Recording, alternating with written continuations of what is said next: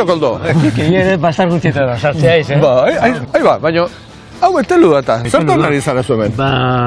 Leku edarra duk, eta bengo euskara ikasi, eta... Bai, aztartzen ari zara, bertako euskara. Bueno, bilin ninduan oain dela 3 urte egin dizkiat, Aizu, Koldo, 60 programa egin ditugu, eta behin eta berriz ikusi dugu, euskara aldatzen ari dela. Bonaparteren mapatik zurera badira aldaketak, eta esate baterako, Zugarra Mordin, Elena Xuriok esan zion.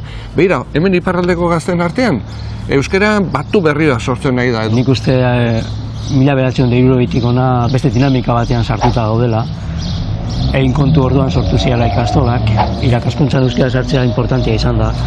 Eta ikastola sortu zirenean etorri zen euskara batua. Artean beti euskara izan da izaten zen ahozko hizkuntza bat, eta 60 gero idatziz ere erabiltzen dugu, dala administrazioan, erabilietan, eta gero kalean ikusten da edozein ohar eta edozein mezutan.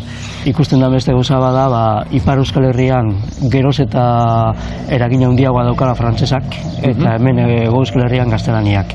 Eta orduan, alde batetik euskara batzen ari da, baina beste alde batetik euskaldunon artean muga hori geroz eta nabarmenagoa da. Eta beste kontu bat, Koldo. Euskalkirik etzegoen hainbat zonaldetan gaur egun kalean euskara entzuten ere hasi da. Horrela euskara desberdin bat sortuko da, ezta? Bai, hori da meritu handiko kontu bat, ezta? Nor pentsatuko zuen Nafarroako Herriberan edo Erronkari aldean edo orain dela 61 urte hori gertatu behar zuenik. Eta gaur egun egia da jenteak ez duela inbeste erabiltzen euskara, baina jakin gazteek gehien edakite behintzat Araba, Bizkaian da Gipuzkoan. Eta iparraldean ere ikusten da hori, ezta? Alegin handia egin dugu euskara irakaskuntzan sartzen gau eskoletan, euskaltegietan, baina gero gabiltza sistema berberekin bazter guztietan. Euskara antzekoa erabiltzen dugu, esate baterako hemen Betelun edo Lekeition edo Lesakan, ezta? Gogoan eduki behar dugu euskara batua egin zela helburu jasoetarako. Gehien bat testu liburuak egiteko ikastoletarako eta literaturarako, ezta? Baina jakina hizkuntza ez da bakarrik horretarako, ez da bakarrik ikasteko. Hizkuntza bada lagun artean erabiltzeko, ezta? Jaigiroan erabiltzeko.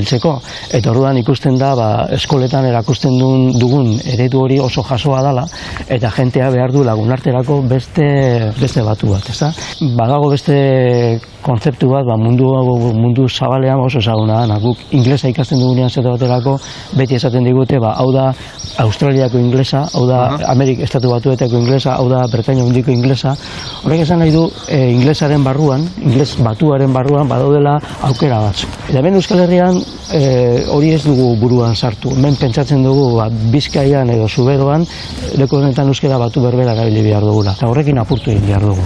Zuri entzunda gogora datorki eta askori entzundakoa. Euskara batua eta euskalkiak ez daudela kontrajarrita, osagarriak direla. Bai, hala duk. Goatzen naiz Eibarren euskara batua egiten hasi zenean 75ean edo 6ean edo beti esaten ziguten euskara batua zela iparraldekoekin edo Nafarroakoekin elkarbertzeko. Eta gure artean zer? Gure artean gure betiko euskara.